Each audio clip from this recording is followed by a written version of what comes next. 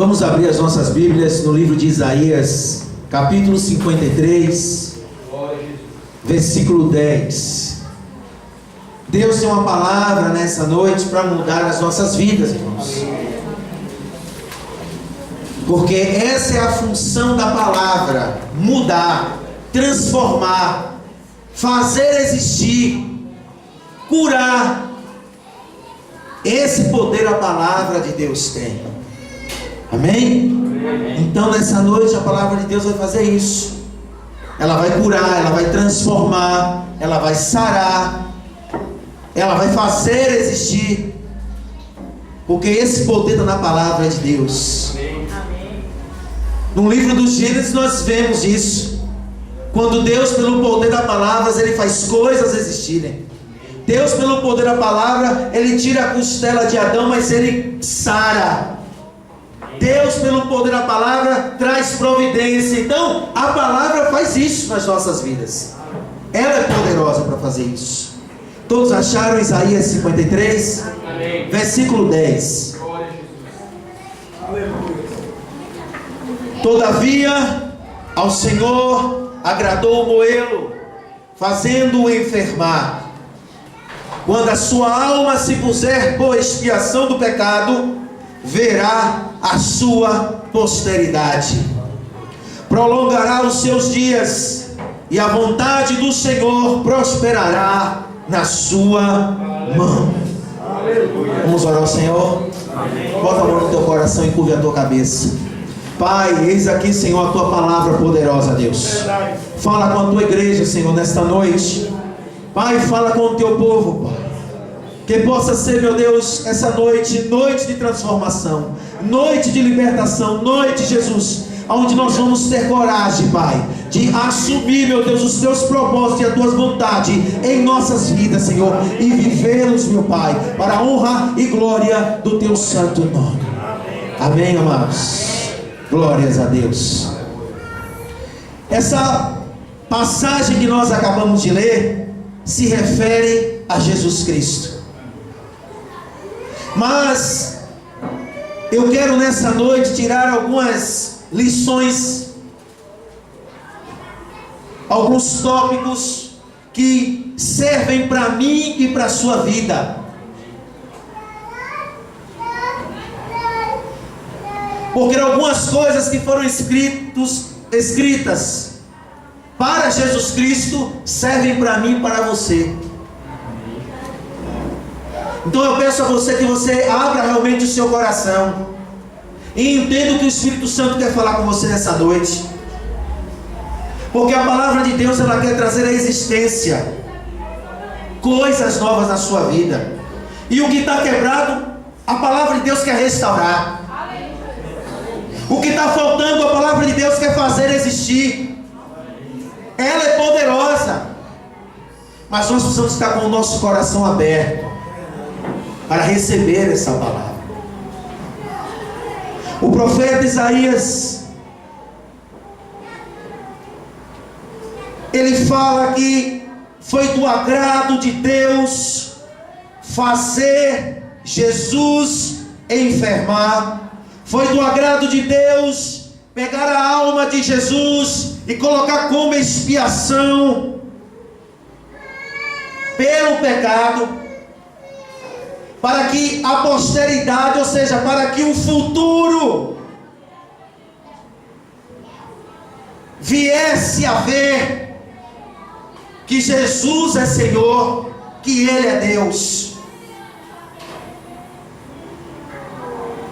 E nós podemos ler esse versículo, essa mensagem, e dizer: por que agradou Deus fazer isso? Eu quero dizer uma coisa, irmãos: Deus não tem prazer no seu sofrimento. Deus não tem prazer quando você está sangrando na alma, quando você está sofrendo. Deus, Ele não tem prazer. Mas o texto que acabamos de ler diz que Deus se agradou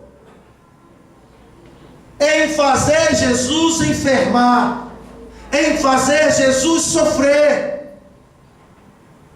Deus, Ele não tem prazer e não se agrada quando Ele vê você sofrer por causa de pecado, por causa de erros, Deus, Ele não tem prazer, Ele não se agrada quando Ele vê você sofrer, quando Ele vê você chorar, quando Ele vê você, realmente você está padecendo, você está morrendo, mas não é por causa da justiça e do amor dele, é por causa de pecado e de erros que cometemos e temos que pagar por esses erros.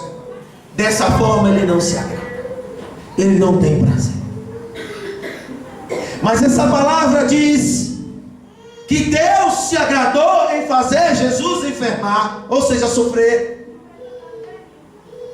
mas foi segundo a vontade dele, foi segundo os propósitos dele. Então, quando você está passando por uma luta, por um sofrimento, quando você está passando por algo que isso tem feito você enfermar, sofrer na alma, mas se está fazendo isso porque é propósito e porque por causa da justiça de Deus, Ele se agrada. Por quê? Porque isso vai ter frutos para você colher.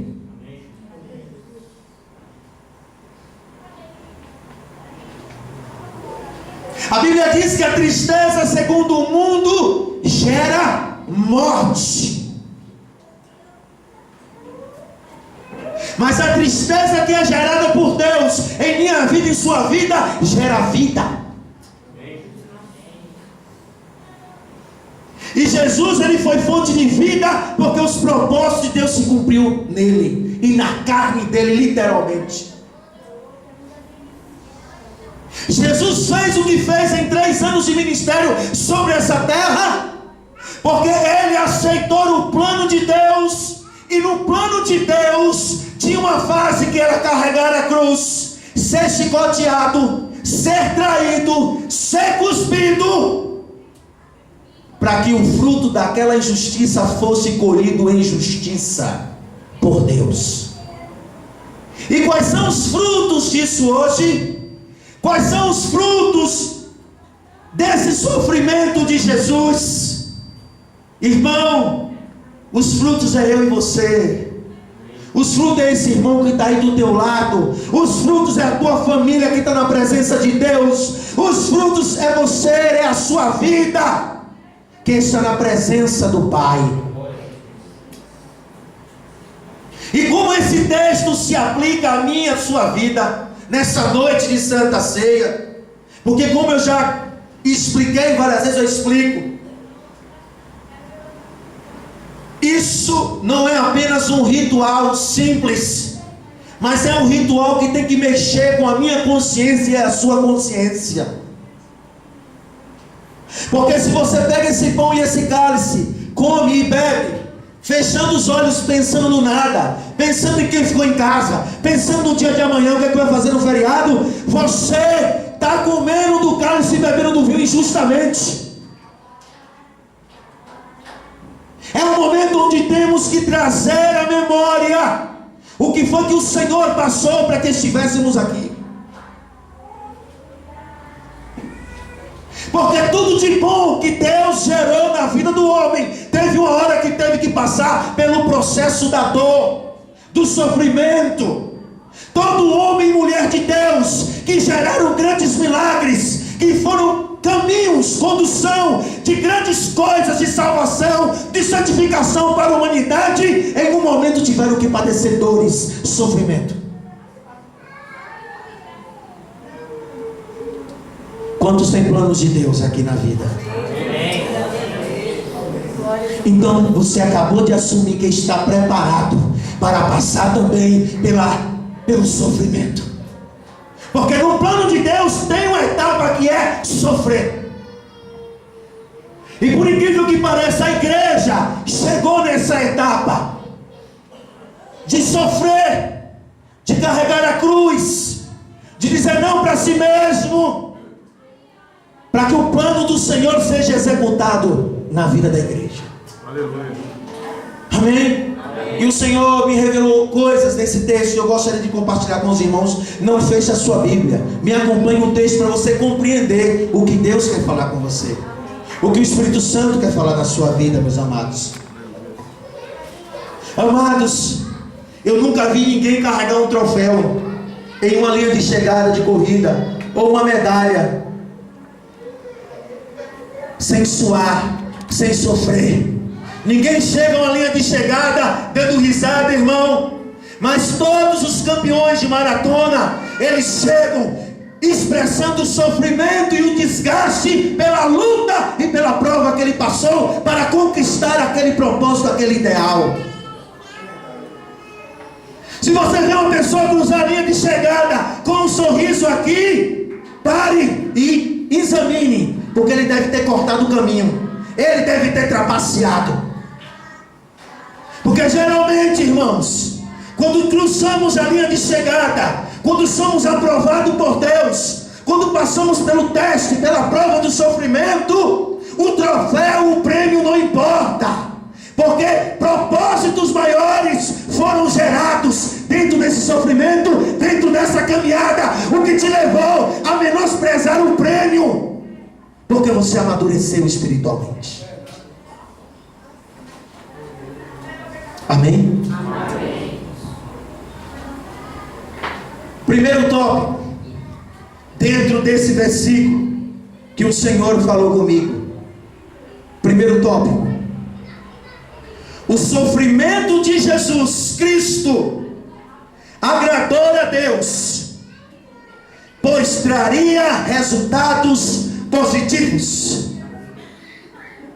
O sofrimento de Jesus Cristo agradou a Deus, porque traria resultados positivos.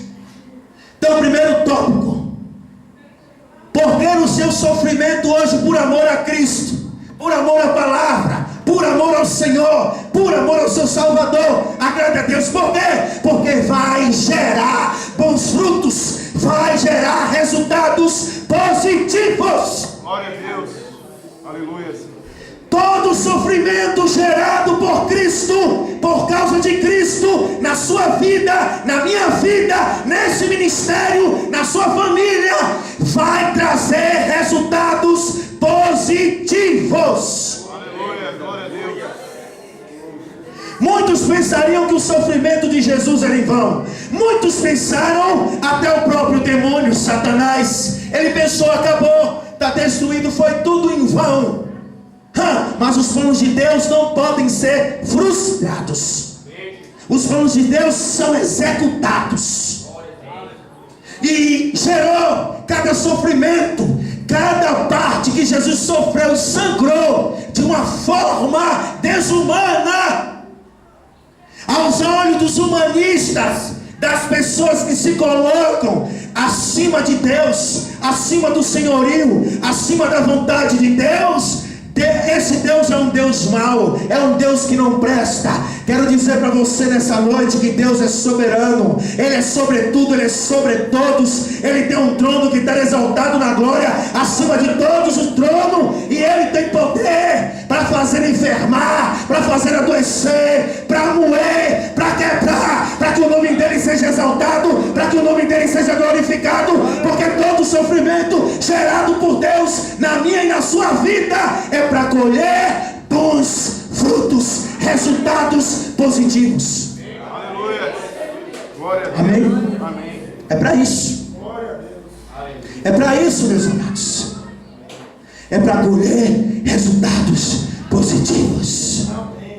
Então vai aí a resposta agora para a sua vida. Agora você está entendendo por que você está passando essa luta. Agora você está entendendo por que você está sofrendo. Agora você está entendendo por que Jeová estreitou, porque muitas vezes você está sangrando. Agora você está sabendo por quê? Deus quer gerar resultados positivos na sua vida. Glória a Deus. Chega de resultados negativos. Chega de resultados negativos. Chega, nessa noite nós vamos ter que compreender o propósito do Senhor. Sabe por quê, amados? O livro de Provérbios diz o seguinte: Melhor que você esteja num velório do que numa festa de aniversário. Porque na festa de aniversário você não pensa um momento e nem reflete sobre a sua vida. Mas num velório você reflete e pensa sobre quem está vivo e quem já morreu. A mesma coisa é o sofrimento gerado por Deus. Melhor é o sofrimento gerado por Deus do que a alegria gerada pelo mundo. Porque o sofrimento gerado por Deus vai te fazer orar, vai te fazer pensar, vai te fazer meditar e vai gerar em você resultados positivos. Glória a Deus. Amém, amados? Amém. Então que você possa entender isso, que o que está acontecendo na sua vida hoje é para gerar resultados positivos. Amém? O que está acontecendo com você hoje é para gerar resultados positivos. Eu não entendo porque toda vez que eu me compromisso com Deus, porque toda vez que eu me acerto com o Senhor, que eu me acerto com o Espírito Santo dele, as coisas tendem a estreitar. Sabe por quê? Porque Deus não desistiu de você. Meu irmão, isso é a prova cabal de que os planos de Deus ainda estão de pé para serem executados na sua vida, em você, no seu presente, no seu futuro, meus amados. Se esse aplauso for para Jesus, aplauda para Jesus. Para Jesus. Para mim não. Aplauda para Jesus.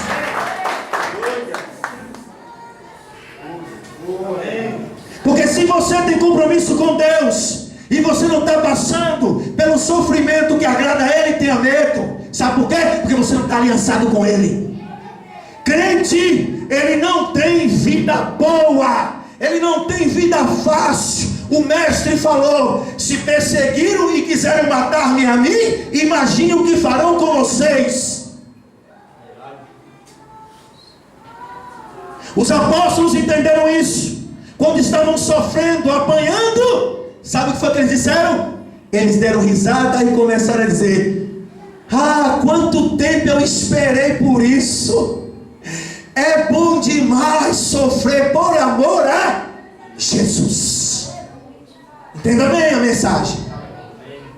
Deus não se agrada do sofrimento causado pela desobediência, pelo pecado, pela mentira, por tudo que desagrada a Ele. Ele não se agrada com esse sofrimento. Qual é o sofrimento que agrada a Deus? É o sofrimento que Ele próprio produz na sua caminhada. Caminhada de justiça, caminhada de santidade, caminhada de retidão. Essa caminhada vai gerar um sofrimento, mas é um sofrimento que agrada ao Senhor. Por quê? Porque vai ter recompensa certa. Vai ter recompensa certa na tua vida. Vai ter recompensa certa nesse ministério, nessa igreja. Mas primeiro, você tem que ter coragem para aceitar o plano de Deus. Porque o que nós mais ouvimos nessas épocas é o seguinte: até que nós estamos evangelizando, parece que faz parte. Deus tem um plano na sua vida. Claro que Deus tem um plano, meu irmão. Agora tem um porém. Você tem coragem para deixar Deus executar esse plano na sua vida? Você tem coragem para viver os planos de Deus? Porque o plano de Deus para Jesus foi colocar ele numa madeira, foi colocar ele numa cruz. Deus não tinha planos para botar Jesus num castelo aqui na terra, ou num trono de ouro. O plano de Deus era levar o próprio Filho para uma cruz. E você já pediu a revelação de Deus? Qual é o plano dele na tua vida? Porque tem gente que o plano de Deus é te colocar no trono. Tem gente que só fala isso. O plano de Deus é te dar uma vida melhor. O plano de Deus é te encher de recompensa. O plano de Deus é te encher de riqueza. Eu quero dizer uma coisa: abra teu olho, porque o plano de Deus para a tua vida pode ser muito diferente do que tu imagina e do que tu pensa. Você está preparado para viver o plano de Deus? Ou você agora não quer mais os planos de Deus? Ou você agora já está em dúvida se tem ou não tem plano de Deus na tua vida? Aleluia. A igreja faz parte do plano de Deus. É por isso que a igreja é perseguida. É por isso que as leis que são criadas é para machucar, é para desmoralizar. A família faz parte dos planos de Deus. É por isso que tem leis aí favorecendo pessoas com desvio de comportamento sexual para destruir a família. Porque a família é plano de Deus. Sabe por que o diabo, ele tem tentado destruir a sua família? Porque a sua família é plano de Deus. Você sabe que você não entende o sofrimento que a sua família está passando? Porque a sua família é projeto e é plano de Deus. Aleluia. Glórias ao teu nome, Senhor. E você tem que entender isso, acatar isso, respeitar isso e dizer: seja feita a tua vontade, assim na terra como nos céus. Porque essa é a parte mais forte da oração do Pai Nosso.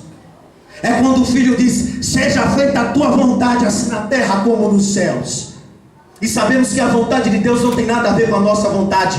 Os pensamentos de Deus não tem nada a ver com os nossos pensamentos.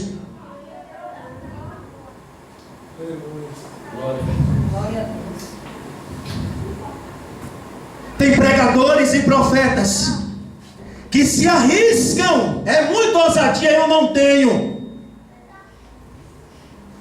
tenho essa audácia e querer adivinhar os planos e os projetos de Deus para a igreja. E eles revelam e tudo. Eu não tenho essa audácia, porque a minha Bíblia me diz tudo ao contrário do que estão pregando e do que estão profetizando. A minha Bíblia diz que estamos vivendo épocas de Jeremias. Os profetas levantam e dizem: vai ter paz. Não é tempo de guerra não, é tempo de reconciliação. Ninguém vai destruir não. Minha Bíblia diz que é tempo de Jeremias, onde 90% dos pastores, de pregadores se levantam para pregar bonança. Mas eu tenho um negócio para te dizer, meu filho. Jesus está voltando. E como eu creio que essa é uma verdade genuína, como eu creio que isso é verdadeiro, os tempos que virão não vão ser fáceis. As lutas que virão não vão ser fáceis. Os inimigos que vão se levantar contra mim, contra você, eles não vão ser fáceis de se destruir. Vão ser destruídos, mas não vão ser fáceis. Então nessa noite é melhor você entrar no plano de Deus. Glórias ao teu nome, Senhor.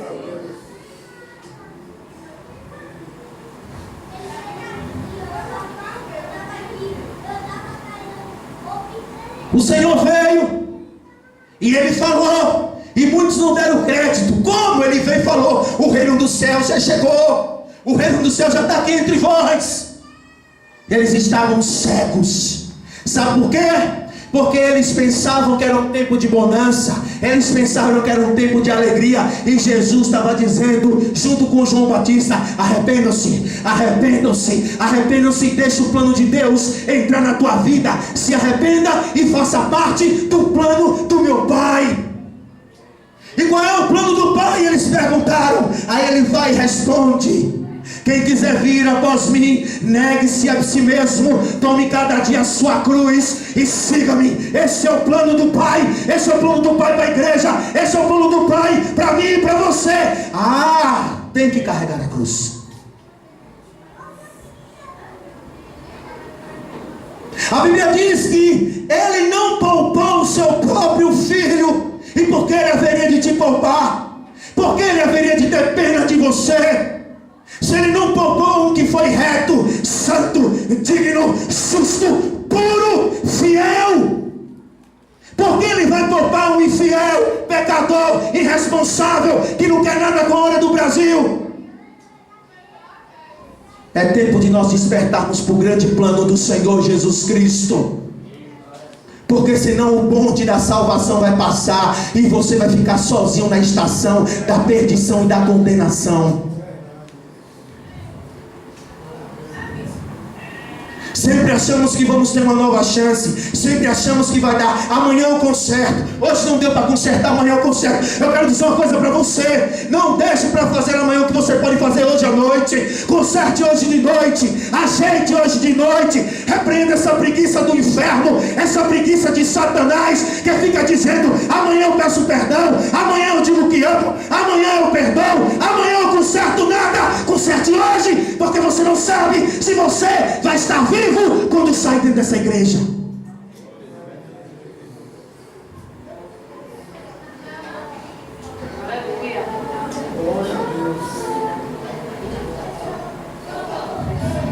Achamos sempre que vai dar tempo. Vai dar tempo. Quero te dizer uma coisa, querida. Talvez não dê tempo.